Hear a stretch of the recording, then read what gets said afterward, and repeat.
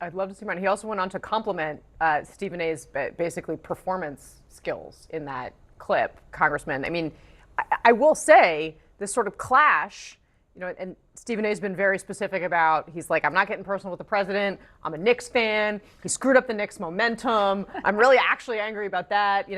The president was very personal in his insults back to Stephen A, who has, refrained from getting really personal and pushing back, but has refused to back down at the same time. I mean, it says something about our media environment, what it takes to break through in a media environment like this, and also that, he got under the president's skin. He may end up on the stage. Yeah, so the platform of being in government doesn't matter as much today as it at any time in history. I mean, actually being a media figure is what being a general was in a previous generation, I think. Not to inflate you, Kasie, specifically, unless you have some announcements today. I have zero announcements, and also our generals are much better suited, I think.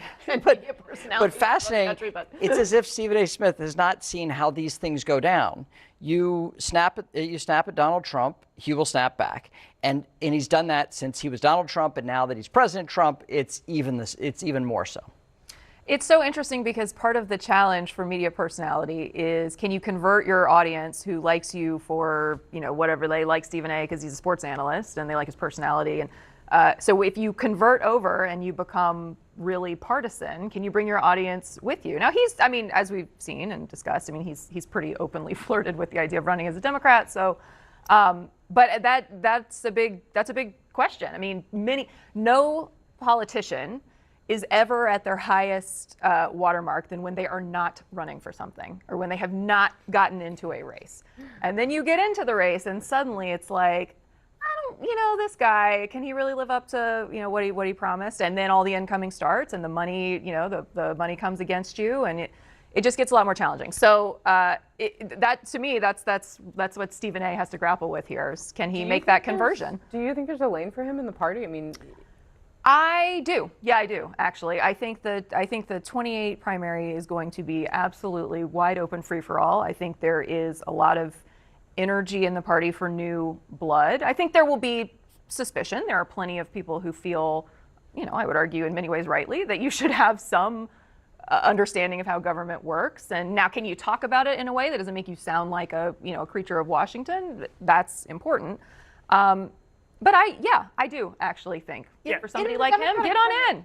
See what happens. I'd be curious what lane you think he would be. I guess I view him as being somebody who would compete with maybe like a Rahm Emanuel for the lane of like truth teller who tells Democratic voters like hard things they need to hear about what it's going to take to put together the kind of incoherent coalition you need to put together to win the White House. But aren't there a lot of people who would tune out, and no offense to Rahm, who is a great friend of the show, and a friend of ours here at CNN, but who wouldn't tune in to Rahm Emanuel because it's like, okay, politics as usual, but like Stephen A. Smith says something, they're like, oh, look at that. Yes. And I'm going to pay attention to that.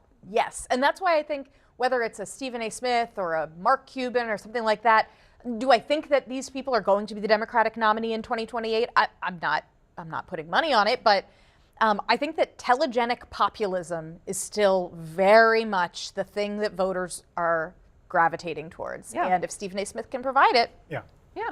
It's telegenic populism in a media environment that rewards craziness and over-the-top behavior. Donald Trump was made for this moment, or this moment was made for Donald Trump. As social media took off, this is the candidate that sort of has had rather prominent or successful 2 terms in the presidency. And we now live in an era in which, I'll go further than you, Patrick, it's not that being in media helps you. I actually think being a politician might affirmatively hurt many people because of what's rewarded in media. I think the craziness, the big personalities, the bombast are what people I get what you mean about over the top, but because Donald Trump does many things that are certainly that way, but isn't it really about being compelling? Sure. For good or for ill, whatever that is? Because Trump in 2016, you could criticize him, you could disagree with him, you think he'd be terrible for the country, but he was incredibly compelling. I'm going to add one more thing to that, Kasie. It's compelling and viral.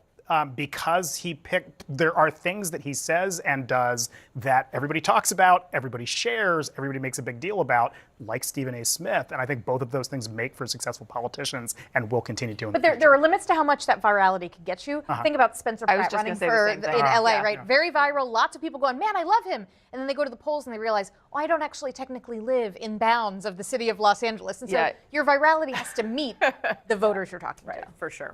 All right. One programming note.